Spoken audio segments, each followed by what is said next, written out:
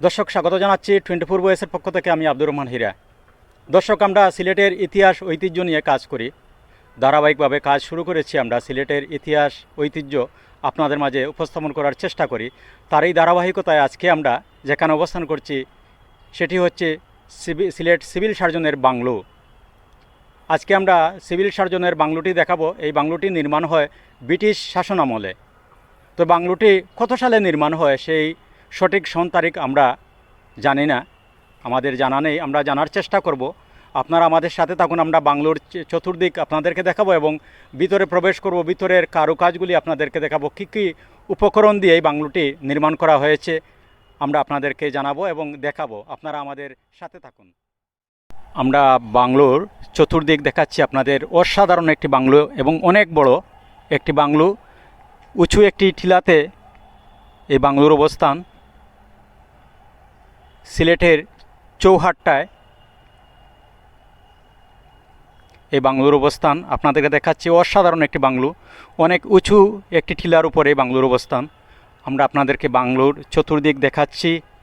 আশপাশের যে দৃশ্যগুলি সবুজে ঘেরা, আমরা সেগুলি আপনাদেরকে দেখাবো।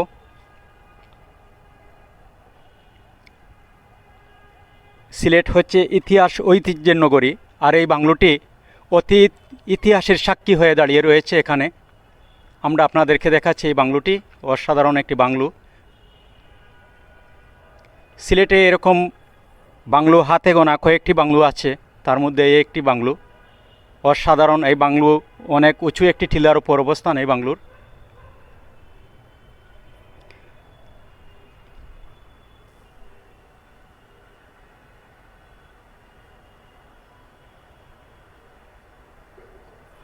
আমরা আপনাদেরকে দেখাচ্ছি বাংলোর চতুর্দিক সবুজে ঘেরা অসাধারণ একটি দৃশ্য বাংলোর। বাংলোর সামনের যে দৃশ্যগুলি আপনাদেরকে দেখাচ্ছি।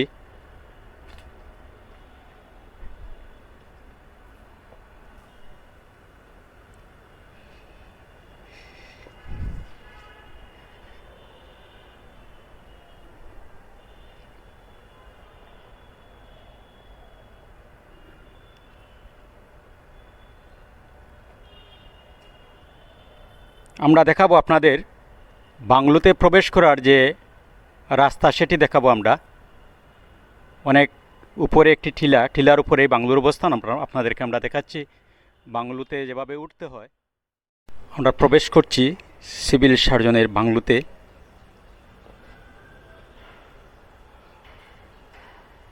সিভিল সার্জনের বাংলোতে আমরা প্রবেশ করছি এবং বাংলোর বারান্দার যে কারুকাজ আপনাদেরকে দেখাচ্ছি আমরা।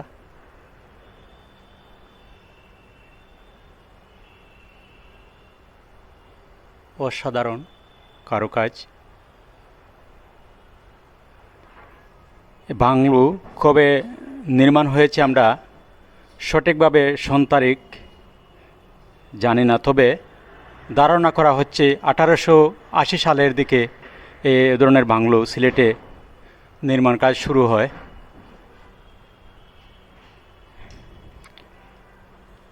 অনেক বড় একটি বাংলো।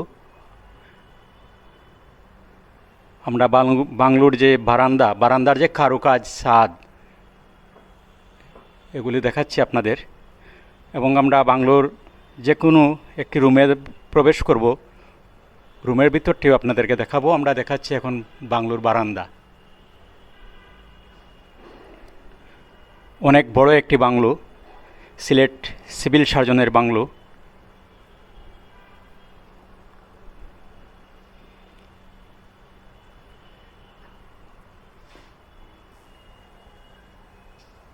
এই হচ্ছে পুরো বারান্দা। আমরা এখন রুমে প্রবেশ করব এবং রুমের ভিতরে কী ধরনের কাজ করা হয়েছে আমরা আপনাদেরকে দেখাবো। আমরা একটি রুমে প্রবেশ করছি।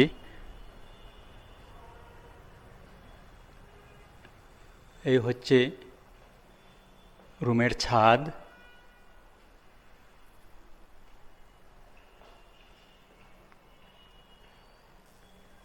বাংলোর অপোজিট মানে আরেকটি বারান্দা রয়েছে পিছনে, সেই বারান্দা আপনাদেরকে দেখাচ্ছি এবং কারুকাজগুলি আপনাদেরকে দেখাচ্ছি এবং কি কি উপকরণ এখানে ব্যবহার করা হয়েছে এই বাংলোতে। আপনারা দেখছেন চুন, সুরকি,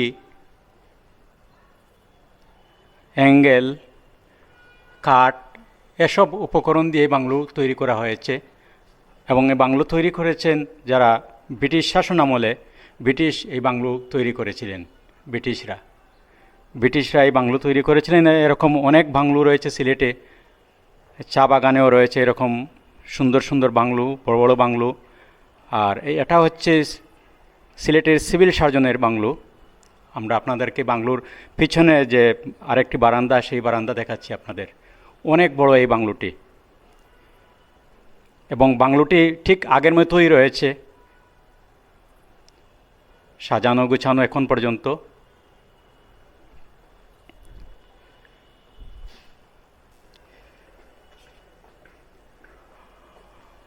আমরা এখন রয়েছি বাংলোর পিছনে যে বারান্দা, সেই বারান্দা আপনাদেরকে দেখাচ্ছি। ব্রিটিশ শাসন আমলে এই বাংলো নির্মাণ করা হয়। ব্রিটিশরা এ ধরনের বাংলো সিলেটে নির্মাণ করেন। সরকারি বিভিন্ন স্থাপনা এ ধরনের বাংলো ছিল অনেক। আস্তে আস্তে এই বাংলোগুলো বিলুপ্ত হয়ে যাচ্ছে। এবং এই বাংলোটি এখন পর্যন্ত অক্ষত রয়েছে, আগের মতো রয়েছে।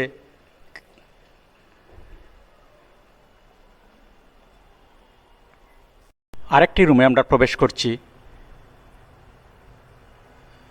এই দেখুন যেসব উপকরণ দিয়ে এই বাংলোটি তৈরি করা হয়েছে, আপনারা দেখুন। অসাধারণ একটি বাংলো।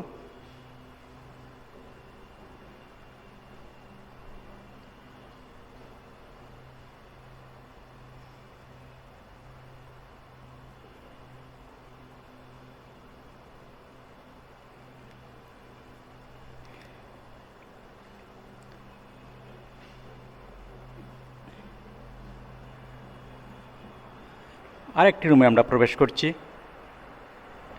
এই রুমটিও আপনাদেরকে দেখাচ্ছি, ঠিক আগের মতোই রয়েছে, সব কিছু, কোনো পরিবর্তন নেই।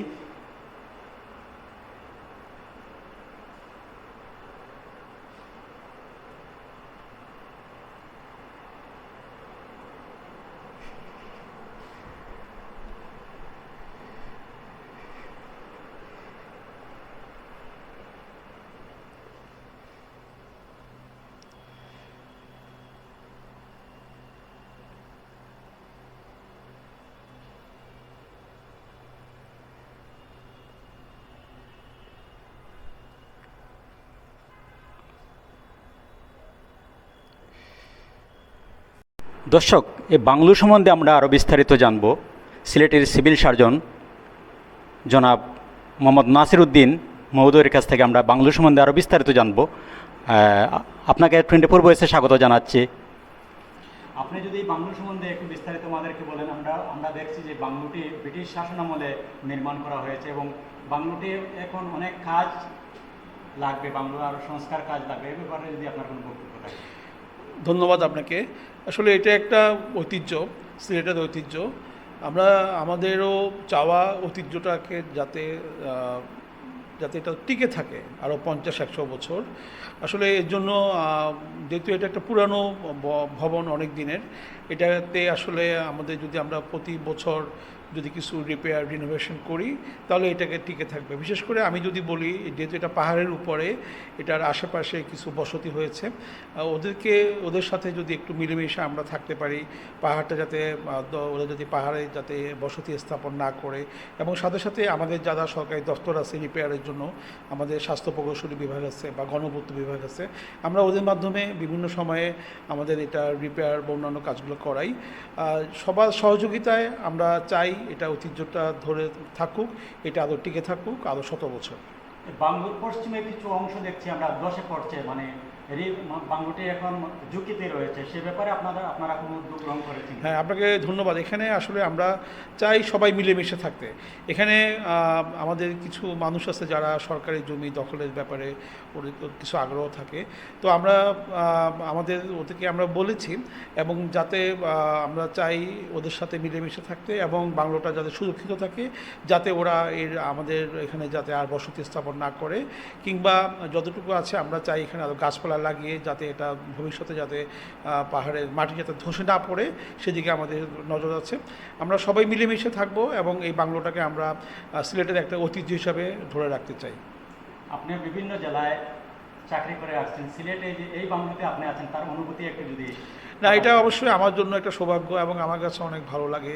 এই বাংলাদেশ যারা আগে ছিলেন আমার থেকে, যারা আমার সিনিয়ররা ছিলেন আজকে থেকে 10-15 বছর আগে, ওনাদের পরিবার পরিজন নিয়ে আসেন, অনেক সময় দেখতে আসেন, দেখে আবেগ আপ্লুত হয়ে যায়। আমিও চাই যখন আমি হয়তো এখানে থাকবো না, আমার পরিবার পরিজন বা আমি একসময় আসবো হয়তো, বাংলোটা যাতে থাকুক এবং যাতে ঐতিহ্যটা যাতে আরও শত বছর টিকে থাকুক, এটা আমার আশা এবং কামনা থাকবে। ধন্যবাদ। অসংখ্য ধন্যবাদ। দর্শক, আমরা আমাদের প্রতিবেদনটি শেষ করছি। আপনাদের আশেপাশে যে কোনো ধরনের পুরনো স্থাপনা থেকে থাকলে আপনারা কমেন্টের মাধ্যমে জানালে আমরা সেসব স্থাপনা নিয়ে কাজ করব এবং আপনাদের মাঝে উপস্থাপন করার চেষ্টা করব। দর্শক, সবাই ভালো থাকুন, সুস্থ থাকুন, নিরাপদে।